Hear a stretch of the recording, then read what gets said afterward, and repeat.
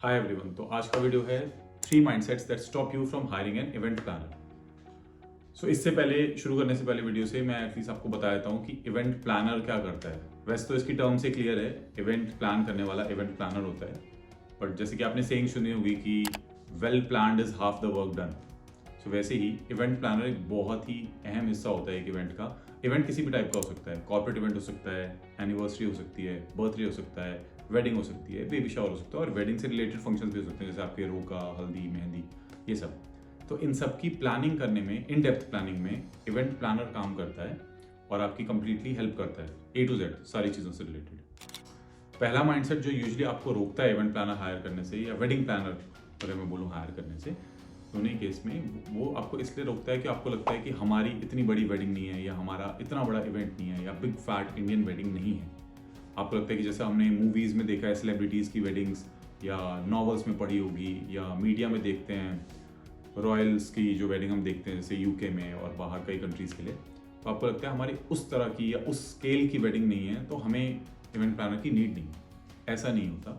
Normally कोई भी wedding जो होगी किसी भी कल्चर की अगर हो, किसी भी कंट्री की हो, इंडिया में इटसेल्फ इतने सारे कल्चर्स और वेरिएशंस हैं, तो उसमें अगर कोई भी वेडिंग होती है तो उसके अंदर मोटा मोटा जो एलिमेंट्स होते हैं वो सिमिलर रहते हैं। लेट्स से अगर एक टिपिकल नॉर्थ इंडियन वेडिंग की बात करूँ तो उसके अंदर आपका क्या होगा, स्टेज जरूरी होगी, कपल का एक स्टेज होगा, लाउंज या सीटिंग होगी जो गेस्ट बैठेंगे, एक फूड एरिया होगा जहाँ पे खाना मिल रहा होगा, एक हो सकता है बार होगा, मे बी कॉकटेल मिल रही हो, मे बी मॉकटेल मिल रही हो, जो भी बार जरूर होगा एक, और साथ में आपकी एक वेदी होगी जहाँ पे ब्राइड और ग्रूम की शादी होगी। सिंपल। ये एलिमेंट्स अब एक सेलिब्रिटी वेडिंग में ले आओ तो ये एलिमेंट्स रहेंगे।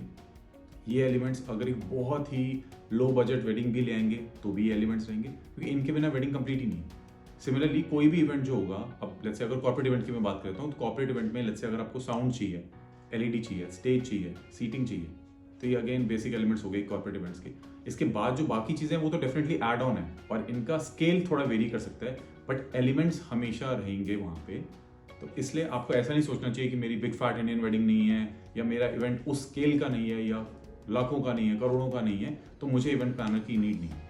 ऐसा नहीं है। मैं अगर एक बेंचमार्क दूं, बहुत ही इंटीमेट फंक्शंस अगर जो होते हैं जिसमें लेट्स से आपके 80 90 या 100 से नीचे नीचे अगर आप मान लें 100 से नीचे नीचे लोग हैं, उसमें शायद आपको इवेंट प्लानर की नीड ना हो।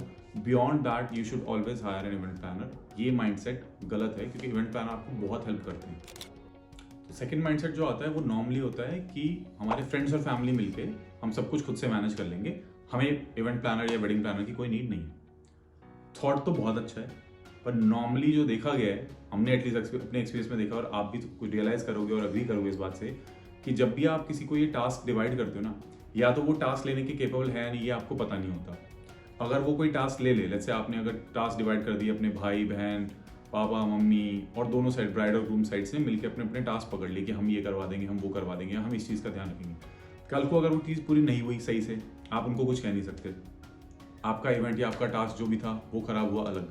तो ओवरऑल सिर्फ प्रेशर बढ़ेगा, स्ट्रेस बढ़ेगा, लोग एक दूसरे को ब्लेम करेंगे और इसका इवेंचुअली रिटर्न जो होगा वो फाइनली होगा कि आपका इवेंट कहीं ना कहीं हैम्पर होगा या खराब होगा या अफेक्ट होगा। मेरा सजेशन तो यही रहेगा कि आप इवेंट को एंजॉय करने में ज़्यादा फोकस करो, उस इवेंट को एक्चुअली उस इवेंट में इतना इन्वॉल्व हो जाओ ताकि आप उसके टास्क को ना हैंडल करो, बल्कि उसके रिचुअल्स जो हो रहे होंगे या जो भी फोटोज वीडियोज आ रहे होंगे उसके अंदर आप खुशी मिजाज से और अपना अच्छी तरह से एंजॉय कर पाओ और उस इवेंट का पार्ट बन पाओ अच्छी तरीके से। और थर्ड माइंडसेट जो है जो आपको नॉर्मली रोकता है एक वेडिंग प्लानर या इवेंट प्लानर हायर करने के लिए, वो ये है कि आपको उसकी फीस ही नहीं पता होती। आपको लगता है बहुत एक्सपेंसिव होंगे और बहुत ज़्यादा चार्ज करेंगे और आज जितना भी आपने बजट बना रखा है अपने इवेंट का, आपको लगता है उसके अबव एंड बियॉन्ड ये खर्चा आ जाएगा, पर ऐसा नहीं होता है। आप फीस अगर पता करेंगे तो आपको आइडिया लगेगा कि वो उसके और बहुत फ़ायदे भी होते हैं। वो फीस से सिर्फ ऐसा नहीं है कि वो सिर्फ पैसा जा रहा है, उसके बदले में जो उनकी सर्विसेज हैं, नॉर्मली होता है कि आपको फीस पता होगी तो सर्विसेज नहीं पता होती, और अगर सर्विसेज भी पता होंगी तो आपको ये रियलाइज़ नहीं हो रहा कि जो पैसा आप दे रहे हो वो सिर्फ उन सर्विसेज का नहीं है, उसके अबव एंड बियॉन्ड और भी चीज़ें हैं। आपको स्ट्रेस नहीं होगा, आपको कोई प्रेशर नहीं रहेगा, फैमिली एंड फ्रेंड्स अच्छे से इंजॉय कर पाएंगे, आपका टाइम बचेगा, आप एक्चुअली बाकी चीज़ों में जिनमें जेन्युइनली अगर आपको फोकस करना है, जो एक्चुअली आपके बिना हो ही नहीं सकती, आप उन पे टाइम दे पाओगे। ऊपर से आपको जो एक्स्ट्रा नुकसान इसमें होगा एक और, वो ये होगा कि आपके जो भी फ्रेंड्स एंड फैमिली में आपने टास्क डिवाइड किया है ना, वो इवेंट को ढंग से एंजॉय नहीं कर पाएंगे क्योंकि उनका कहीं ना कहीं फोकस रहेगा उस चीज़ पे कि हमको ये टास्क दिया गया था, ये सही से एग्जीक्यूट हो रहा है या नहीं हो रहा है, हम इस चीज़ का ध्यान रख रहे हैं या नहीं रख रहे।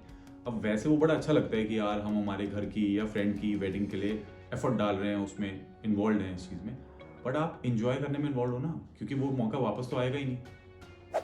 और इसी के साथ ना इवेंट प्लानर्स आपको पैसा भी बचा के देंगे, आपके बजट में आपके लिए वेंडर्स ला के देंगे, उनसे नेगोशिएट करेंगे, और ये सब बहुत सारे ऐसे फायदे होते हैं जिस वजह से आपकी ड्रीम वेडिंग कंप्लीटली एक रियलिटी में आ पाएगी और उस बजट में भी आ पाएगी जो आपने इनिशियली प्लान किया। और इस सब के ऊपर एक और अच्छा फायदा है, जैसे इंडियंस को नॉर्मली, नॉर्थ इंडियंस के लिए तो कहूँगा, शो ऑफ करने का जो शौक होता है आपका, वो भी पूरा हो जाएगा कि हमने तो भाई इवेंट प्लानर हायर किए थे या वेडिंग प्लानर हायर किए थे अपनी शादी में, और या कभी भी आप बात कर रहे होंगे अपनी फैमिली में या फ्रेंड्स में, तो यू कैन जस्ट से कि मैं अपने वेडिंग प्लानर को बता देता हूँ, या I just ask them to do this, I just ask them to get this done. तो वो ब्रैगिंग राइट्स भी मिल जाते हैं। और इससे हम आते हैं इस वीडियो के कंक्लूजन पे कि इवेंट प्लानर्स 90-95% इवेंट्स में सबको चाहिए होते हैं, और सबको उसकी ज़रूरत भी होती है और फ़ायदा भी होता है।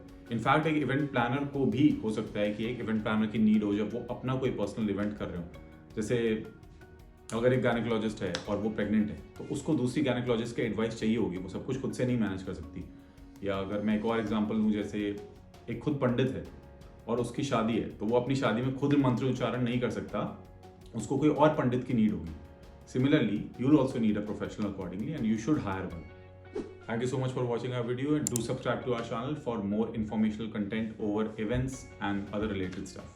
This is Mohit Gate, your event planner, signing off.